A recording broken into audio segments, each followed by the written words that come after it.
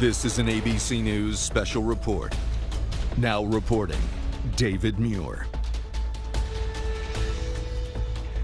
Good afternoon. We're coming on the air from Southern California because President Biden is receiving a briefing on the devastating wildfires here in Los Angeles. Let's listen to the president and the briefing from FEMA officials. It began just moments ago. Well, good afternoon. I returned from Los Angeles last night, and the devastation out there is catastrophic in California. Thousands of houses, schools, businesses burned to the ground. Communities wiped out, lives lost, families forever changed. They're the worst fires to ever hit Los Angeles, ever. And as soon as these fires broke out, I approved the Fire Management Assistance Grants. That's a term of art and how we get help to local officials. These grants cover California's firefighting costs for things like firefighting equipment, firefighters' salaries, and special capabilities like aircraft. Next, yesterday I immediately approved Governor Newsom's request for what they call, and I know this is all sounds like government talk, but it's called the Major Disaster Declaration.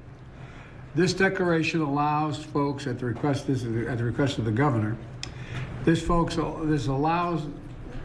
declaration allows folks who have been impacted to get immediate cash assistance to cover things like everything from groceries to baby formula to prescriptions, because as you've seen and you've reported, a lot of these places are burned to the ground.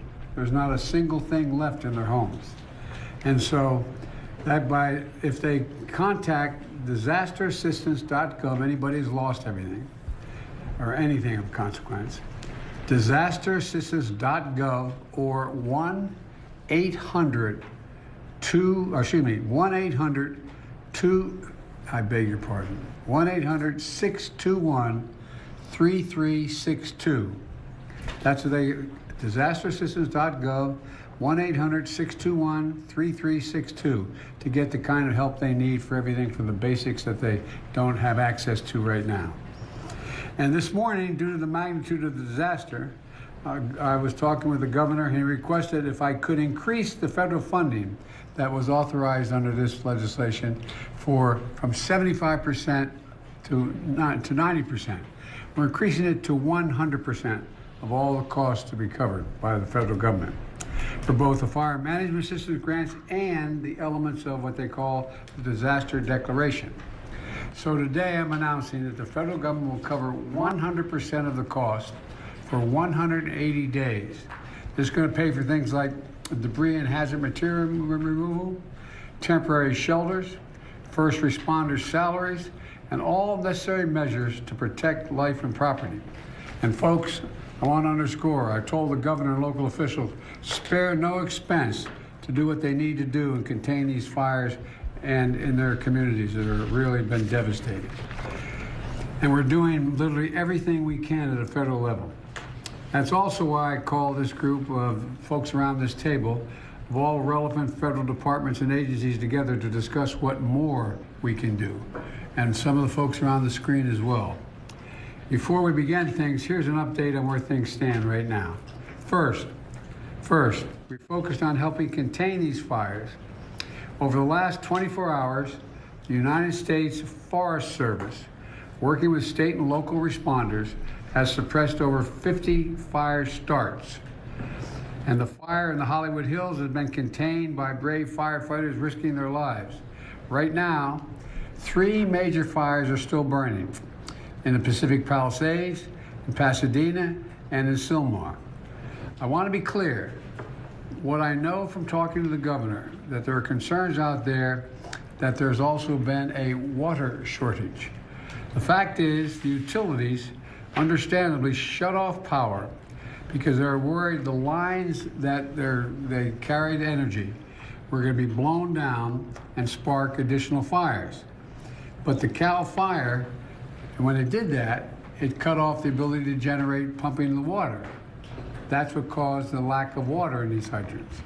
And so Cal Fire is bringing in generators to get these pumps up and working again so that there's no longer a shortage of water coming out of these hydrants.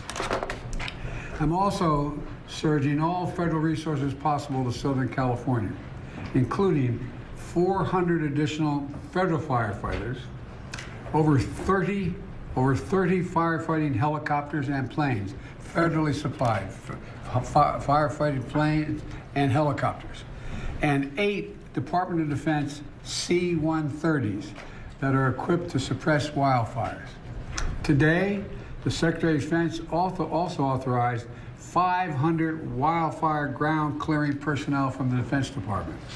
And I've directed the department to continue working with Governor Newsom to identify additional resources that can be provided for public safety and security. And we've secured additional firefighters and firefighting aircraft from our ally in Canada as well. I also want everyone in Southern California to know we're going to keep at it. We're sticking with this. We expect there may be a temporary break in the winds, but in some areas the winds are likely to continue well into next week. And so we're going to continue to sending everything, literally, every resource we can find that's appropriate to help the governor and the first responders.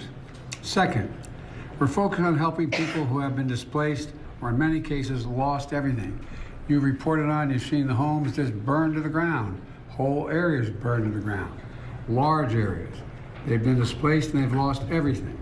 As I said, since the fire started, FEMA has been working with the state to help residents get shelter, groceries, prescriptions, and other critical goods like baby formula.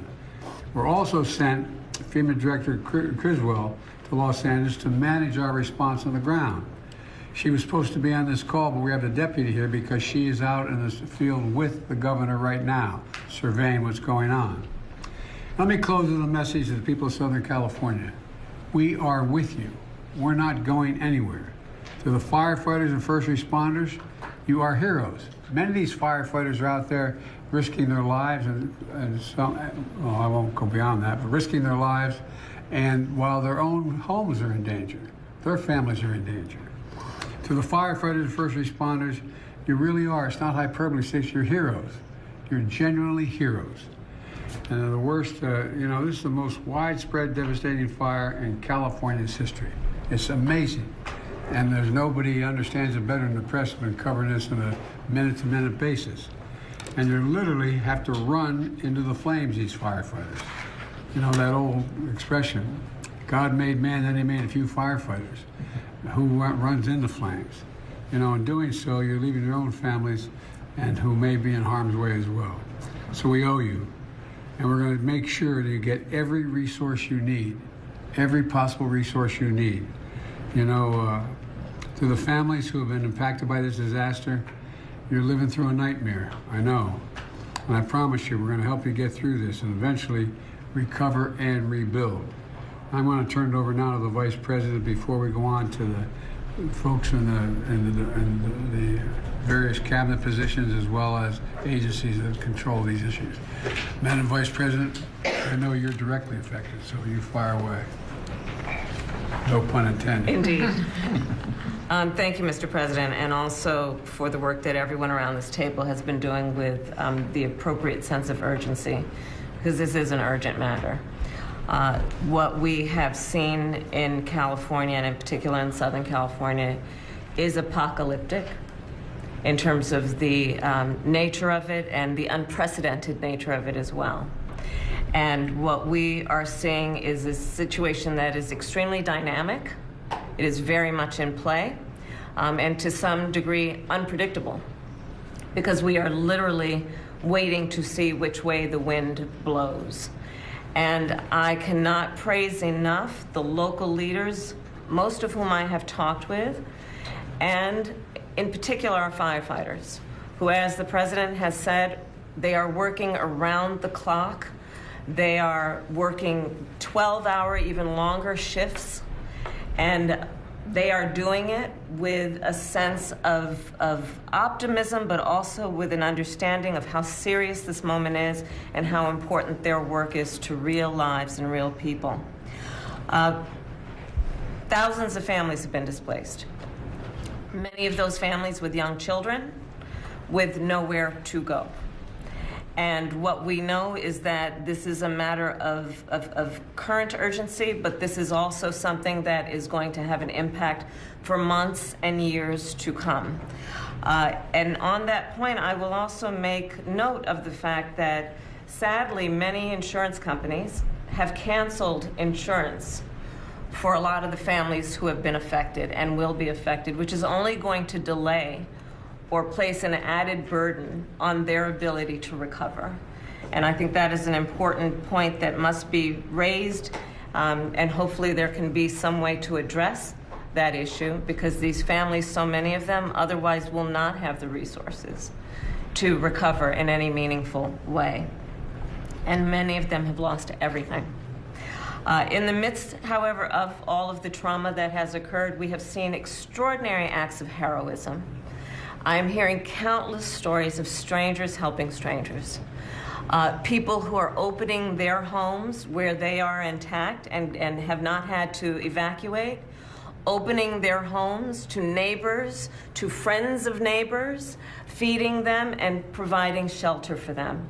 And I do think that it speaks to the best of who we are as a country, which is in times of crisis, we find the heroes among us who we may not have known before, but act out of a sense of courage, but also a sense of community. And I applaud all those who are approaching this crisis with that spirit. And the bottom line is this: there are incredible heroes every day who are working right now in California on the front lines of this fire. And in particular, I want to thank the firefighters for all they are doing. They are, as the president said, putting themselves in harm's way, and they are doing the work that is about helping people who are perfect strangers to them, and doing it in some of the highest moments of need that anyone could face. And with that, I'm going to turn it over to Liz Sherwood-Randall. Turn it back to me. Okay, back to the president. Look, I've had a chance to speak with a lot of the elected officials, including the senators, some of the congresspersons in the region, as well as the vice president as well. And I want to be clear that one of the reasons I've asked this larger group to get together is because they control the very agencies that are needed from a federal level to get things done. And you know, we're in a situation where the U.S. Forest Service Chief, Randy Moore, is here. And he's going to provide an update in the fire situation in Los Angeles and discuss how the U.S. Fire Service, the U.S. Forest Service, is assisting Los Angeles and the state of California with fighting the wildfire, including the action his team has taken to suppress new fire starts. So, Chief, why don't you fire away? Thank you, Mr. President. Madam Vice President, it's great to see you. I, too, consider... That is the president there with the vice president speaking about the disaster here in California. You heard the president talk about the three major fires still burning here in Southern California in the Los Angeles area, Pacific Palisades. That's where we are actually broadcasting right now, and we'll be here through World News Tonight.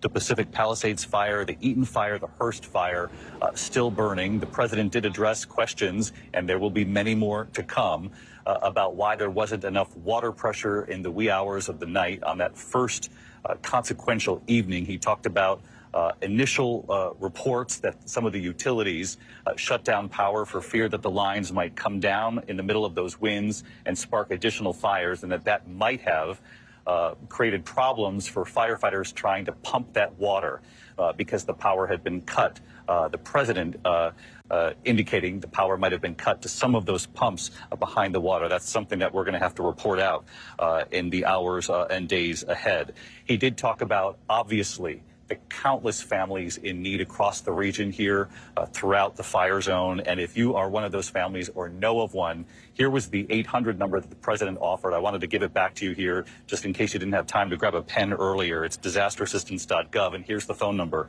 1-800-621-3362, 1-800-621-3362. It was very clear in listening to the president and the vice president, who, by the way, she has a home here in Southern California. And in fact, her home was actually in the evacuation route as well. Families in her entire neighborhood were forced to leave during these fires.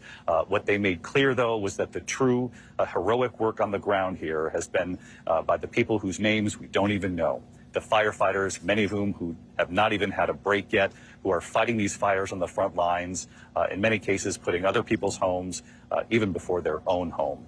We're going to have another special edition of World News Tonight a short time from now from Southern California. Our coverage will continue on ABC News Live and with abcnews.com. And of course, for many of you in the East, your local news teams are standing by. And for those of you here in Southern California, special coverage on your local station here, KABC, and other stations throughout the region will continue here in a moment. I'm David Muir in Southern California. I'll see you for World News Tonight a short time from now. Good day. This has been a special report from ABC News.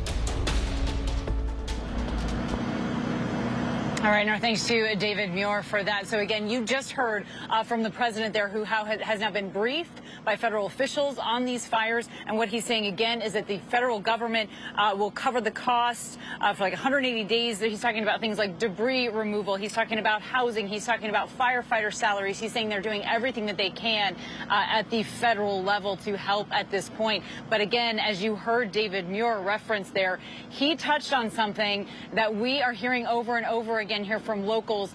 There is an extraordinary amount of questioning going towards local officials right now about why the hydrants ran dry. We're talking about fire hydrants here in Pacific Palisades, and what we heard the president say was that the utility companies cut off power, and that cut off the ability for them to pump water. Now, here's the deal. We know that there are widespread power shutoffs when there is a wind event, and oftentimes the power is shut off long before a fire starts. So the question that is happening right now is, when was that power cut, especially in this neighborhood? Because there's a lot of concern that the power was on, the firefight had to start, and then it was cut, and then there was no water. And I share this with you as there is fire encroaching on my neighborhood in this moment, and I am hearing from people there that firefighters are telling them the hydrants are dry.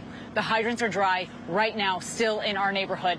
The president also did reiterate, though, that CAL FIRE is making a strong effort to bring in generators right now so that they can try and pump water. Look, the president said they're going to spare no expense here at the federal level, but there is deep, deep concerns of these fires growing. I want to bring in ABC News' Jacqueline Lee.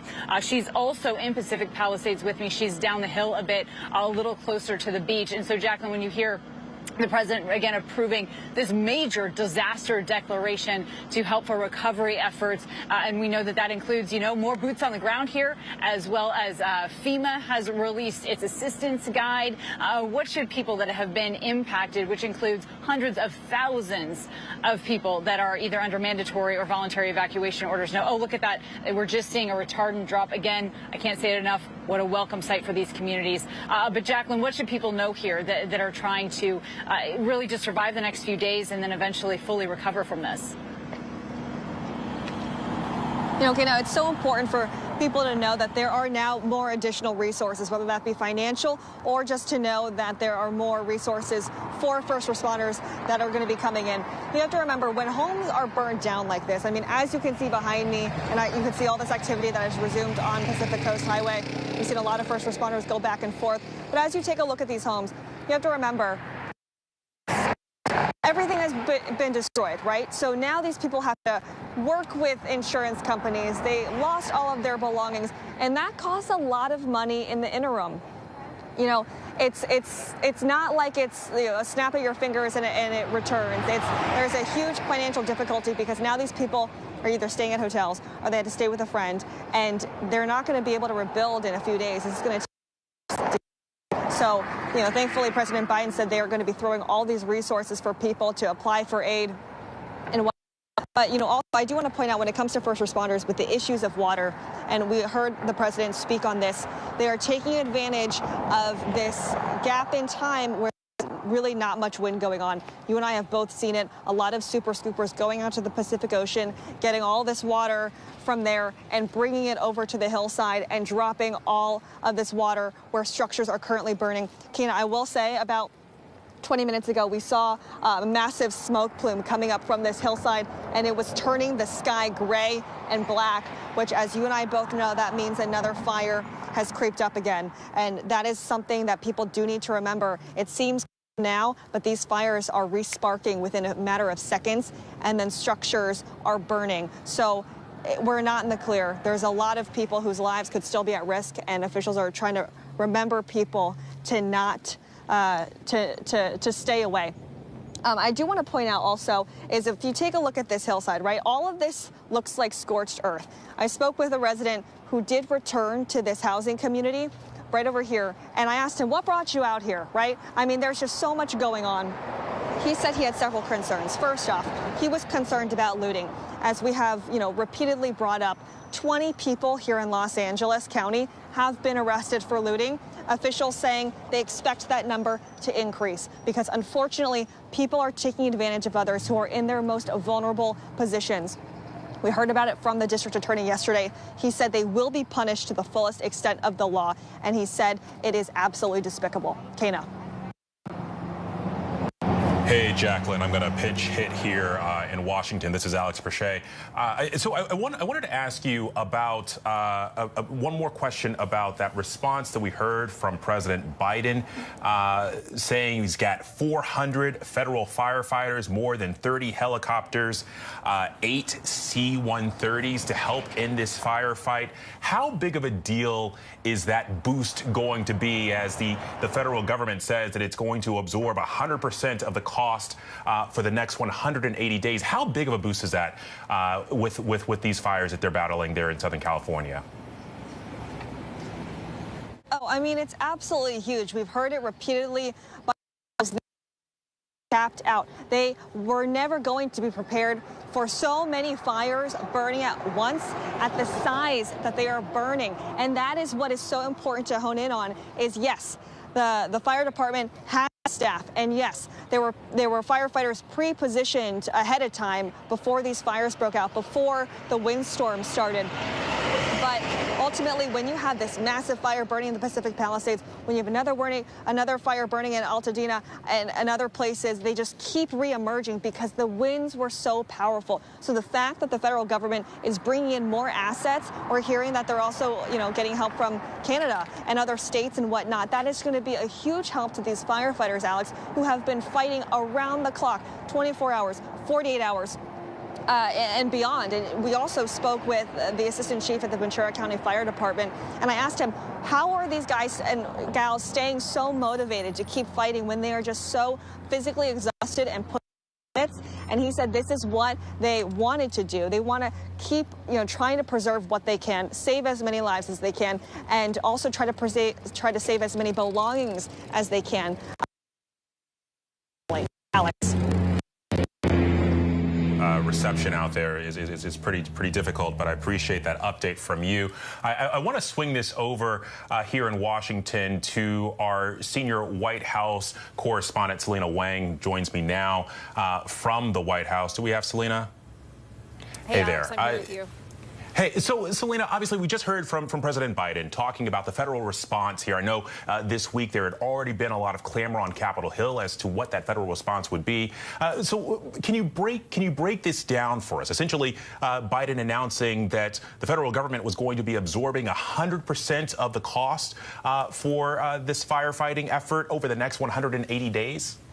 Yeah, exactly, Alex. The key message from President Biden today is we are with you. We are not going anywhere. He announced just moments ago that the federal government is going to pay for 100% of the costs of firefighting needs, recovery efforts for the next 180 days. The president also announcing that they are deploying more resources in terms of the form of planes, of helicopters and tankers that are specifically designed to help with these firefighting needs. The White House also announcing that in the last 24 hours, the U.S. Forest Service personnel have suppressed more than 50 fire starts and that they're also making progress on other active fires. The president has also signed that disaster declaration for California, and what that means is it allows victims of the fire to immediately access the resources, the funds that they need to just get through the next few days and to really start that long road to recovery. The president, though, reassuring the people of California that the federal government is there with them. The president and the vice president also calling the real heroes of all of this those firefighters who are putting their lives on the line, fighting to help other people even as their own homes are in danger. Well, and Selena, one of the other things that kind of struck me about this, it's not unusual with fire season in California for you to see firefighters from Washington State or Oregon to pitch in, or other parts of California. But we're also receiving word from this White House handout that we're getting aid from Canada. At least 2 Canadian planes being given to the United States or borrowed by the United States to help with these firefighting efforts. I mean, what kind of precedent does that set? Yeah, look, this is an all-out effort. The president making clear that they are doing everything they can, and that's why he's convening the senior team to see what more they can do. And in that statement from the White House, they're saying that they've gotten help from the Canadians in the form of 2 CL-415s. And Canadian Prime Minister Justin Trudeau also posted on social media a video of what appears to be an aircraft dumping water on a blaze with the caption, "Neighbors helping neighbors." And the vice president, who of course is from the region, her area had to evacuate. She said that what is bringing her hope is that she is seeing community members helping each other, people who are not in evacuated areas taking in other members, other neighbors, giving them shelter, giving them food. The vice president and president also trying to send a reassuring message to the people today during what the vice president is calling an apocalyptic scene. Wow, strong words from the vice president, who obviously has a home there in Southern California. This is impacting her as well. Jacqueline and Selena Wang, thank you both. I want to swing this in over to our senior meteorologist, Melissa Griffin, for more on the forecast. I mean, because so much of this is dependent on the winds, whether or not firefighters are able to make progress. And already we're seeing this forecast of 50-mile to 70-mile-per-hour winds into tomorrow. So, I mean, when can they expect to get some assistance from Mother Nature to help fight these fires? Yeah, Alex, it seems like these winds are never ending, and we've seen them fluctuate. They did decrease at one point yesterday. They were still a little bit low today, but they're on the increase now yet again as a new system is going to be bringing those winds yet again to Southern California. The good news is I think they finally start to decrease as we head into tomorrow night and the weekend. But first, we have to get through the next, say, 18 hours or so, because we still have these winds that will increase again this evening and through tomorrow morning. So you can see here, Santa Clarita, 38-mile-per-hour gusts, all the way down to San Diego, 29-mile-per-hour gusts there, because high wind warnings stretch all across Southern California. And we still have the red flag warnings here for LA and Ventura counties, which is where those ongoing fires are. So still critical fire danger there. And let's put this into motion tonight through tomorrow, because again, those lower elevations will see gusts in the range of 20, 30, even up to 40 miles per hour there in Santa Clarita by tomorrow morning. And then you're going to see in the higher elevations, like you said, 70-mile-per-hour gusts not out of the question. These are lower winds than what we saw with the extremely rare and life-threatening Santa Ana event we saw Tuesday into Wednesday. But still, any winds are going to be an issue as it comes to that firefighting. And critical fire conditions extend all the way to the Mexican border. So still a rough 24 hours ahead, but looks like by the weekend, we could see some relief in the winds, Alex. All right, Melissa, thank you very much. I want to go now to ABC News chief meteorologist Ginger Zee, who joins me now from Altadena. Ginger, I mean, what a week you've had. You meant snowstorms to start and now back in the fire zone. But I want to get a sense, I mean, what are you seeing out there in Altadena?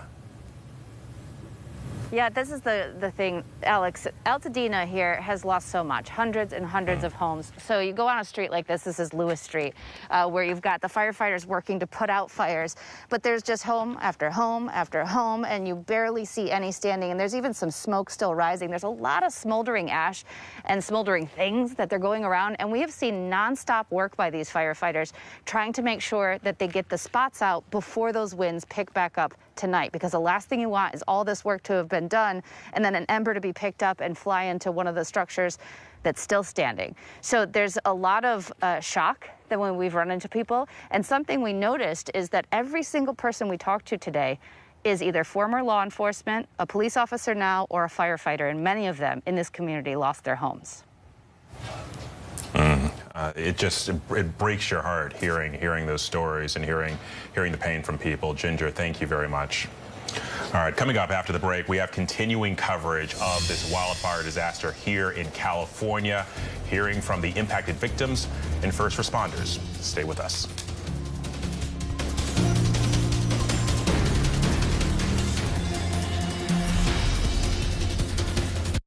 Hey, good morning, America.